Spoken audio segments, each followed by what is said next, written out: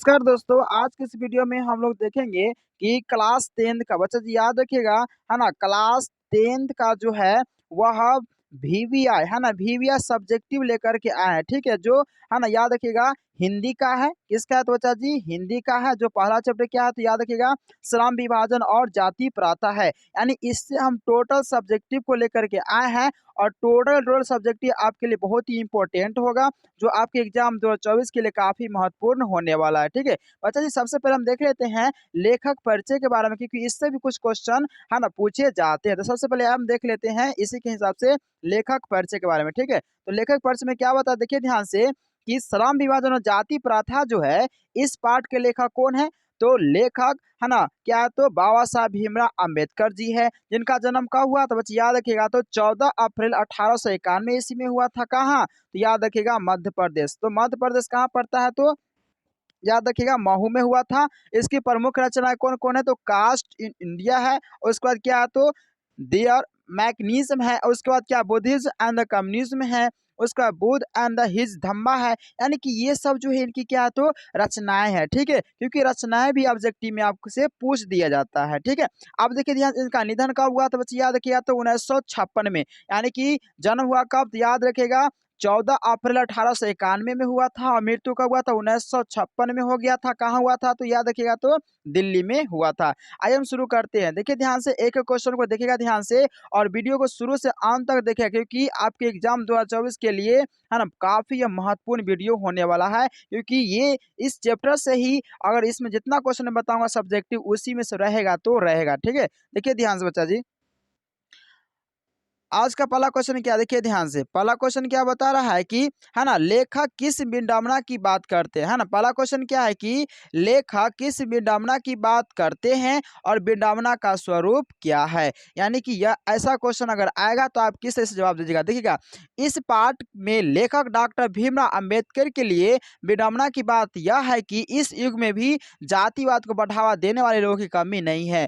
कहने के मतलब डॉक्टर भीमराव अंबेडकर के अनुसार कहना है कि अभी भी जो लोग जितने हैं वह जाति को आगे बढ़ावा दे रहे हैं और जात पात के अनुसार आगे बढ़ने का प्रयास कर रहे हैं, ठीक है? इसलिए यहाँ पर बोल रहे हैं डॉक्टर भीम अम्बेडकर जी कि जातिवाद की अभी भी कमी नहीं है, और बहुत से लोग अभी भी जातिवाद को अच्छा मानते हैं। यानी कि जातिवाद को अच्छा अभी भी बहुत सारे लोग क्या करते हैं, मानते हैं। इसलिए लेखक इस विडंबना की स्वरूप को बता रहे हैं, ठीक है? तो इसका करेक्ट आंसर यही हो जाएंगे, ठीक है? आगे देखिए ध्यान से, क्वेश्चन नंबर 2 में क्या कहता है। क्वेश्चन नंबर 2 देखिए ध्यान से बच्चा जी, दूसरा में क्वेश्चन क्या कहता है कि जातिवाद के पोषक उसके पक्ष में क्या तर्क देते हैं। बस याद रखिएगा कि जातिवाद के पोषक जो जात के अनुसार जो भी अपना काम को कर रहे हैं, जाति को अपना मान रहे हैं, उसके पक्ष में क्या तर्क देते हैं। तो याद रखिएगा तो इसका आंसर क्या होगा कि जातिवाद के पोषक उसके पक्ष में यह तर्क देते हैं कि कार्यकुशलता के लिए, यानी जो कार्यकुशलता है वह श्रम विभाजन आवश्यक है और इसमें कोई बुराई भी नहीं है। कहने का मतलब कि यहाँ पर डॉक्टर भीमराव अम्बेडकर जी कहना चाहते हैं कि कोई भी कास्ट के लोग क्यों ना रहे, वह मेहनत करके श्रम करके वह आगे कोई भी काम को कर सकता है, इसमें करने की कोई बुराई नहीं है। यानी कि मेहनत करके है ना काम को करना और क्या करना, मजदूरी करके कोई भी काम को आगे बढ़ावा देना, उसमें कोई बुराइयां नहीं है। लेकिन यहाँ पर जातिवाद अगर कह रहा है तो उसके अनुसार क्या है तो बहुत सारी बुराइयां हैं, जो अभी भी बहुत सारे लोग इसको मानते हैं। तो इसका आंसर यही हो जाएंगे। आगे देखिए ध्यान से, क्वेश्चन नंबर 3।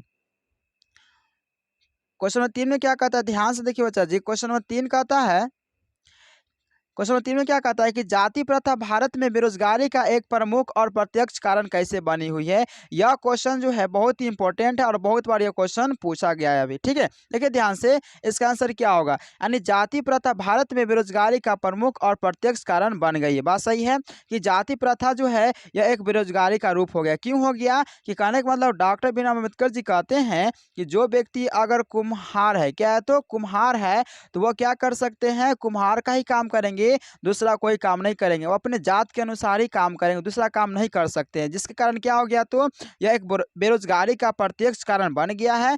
क्योंकि है ना यह प्रथा जो है कार्य को उनके जाति के अनुसार क्या कर दिया गया है तो बांट दिया गया है। यानी आप जिस कास्ट के अंतर्गत रहते हैं उसी कास्ट के अनुसार जाति को है ना क्या कर दिया गया बच्चा जी तो बांट दिया गया है। और लोग जो है, देखिए ध्यान से, लोग जो है किसी दूसरी जाति के कार्य को करने में संकोच कर रहे हैं, जिसके कारण वो क्या बेरोजगार होते जा रहे हैं। कहने का मतलब लोग जो है वो अपने कास्ट के अनुसार ही काम को खोजते हैं और दूसरे कास्ट के अनुसार, है ना, दूसरे कास्ट जो होते हैं वो उसके काम अनुसार काम नहीं करते, इस कारण क्या होगी, वो बेरोजगार सब होते चले जा रहे हैं। ठीक है, यही इसका क्या होगा, तो आंसर हो जाएंगे। आगे देखिए ध्यान से क्वेश्चन नंबर 4। क्वेश्चन नंबर 4 में क्या कहता है कि लेखक ने किन प्रमुख पहलुओं को जाति प्रथा को एक हानिकारक प्रथा बताया है। यानी लेखक जो है किन प्रमुख पहलुओं को जाति प्रथा को एक हानिकारक प्रथा बताया है। क्या बताया है, देखिए ध्यान से बच्चा जी, है ना। लेखक ने इस पाठ में कई पहलुओं को, है ना, बहुत सारे पहलुओं को जाति प्रथा को एक हानिकारक प्रथा बताया है। क्या बताया है कि जाति प्रथा से हानि क्या होगा, जैसे आर्थिक पहलू, इसमें लोग केवल जाति के कारण क्या करेंगे, काम को करने में विवश हो जाते हैं। कहने का मतलब यहाँ पर लेखक डॉक्टर भीमराव अंबेडकर जी बताना चाहते हैं, क्या बताना चाहते हैं, ध्यान से देखिए बच्चा जी, कि जो इसमें लोग केवल जाति के कारण काम करने में विवश हो जाते हैं, यहाँ न तो उनका मन लगता है और न ही क्या लगता है, बच्चे ध्यान दीजिएगा, न यहाँ पर उसका मन लगता है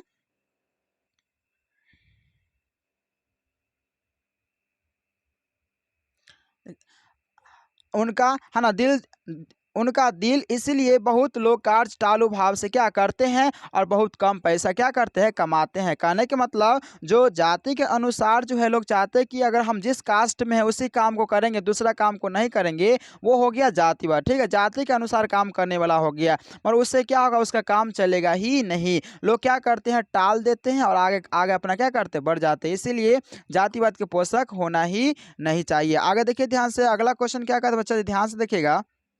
क्वेश्चन नंबर 5 में क्या कहता है कि सच्चे लोकतंत्र की स्थापना, ये सच्चे लोकतंत्र की स्थापना के लिए लेखक किन विशेषताओं की को आवश्यक माना है। बच्चे याद रखिएगा, सच्चे लोकतंत्र की है ना, स्थापना के लिए लेखक किन विशेषताओं की आवश्यक मानना है। ठीक है, तो ध्यान दीजिए, इसका आंसर क्या होगा कि सच्चे लोकतंत्र की स्थापना के लिए लेखक जो है, लेखक ने कहा है कि लोगों के बीच जाति प्रथा का भाव न होकर आपसी मेल मिलाप होना चाहिए। कहने का मतलब यहाँ डॉक्टर भीमराव अंबेडकर जी कहते हैं कि लोगों के बीच में एक ऐसा भाव उत्पन्न होना चाहिए, उनमें आपसी मेल मिलाप होना चाहिए, न कि जाति के अनुसार लोग अपने से अलग हो जाना चाहिए। ठीक है, ऐसा होना ही नहीं चाहिए। जैसे क्या बताया गया है, जैसे बताया गया है कि दूध पानी के मिश्रण के जैसा भाईचारा होना चाहिए।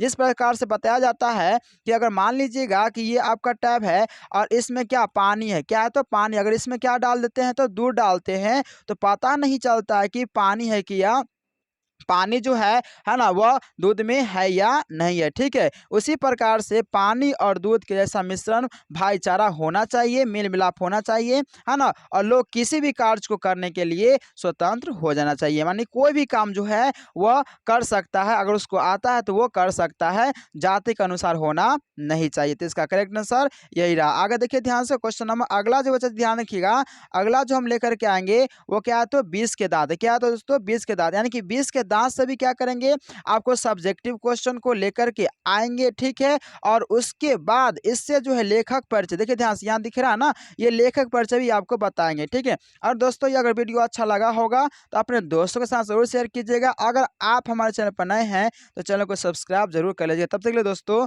जय हिंद।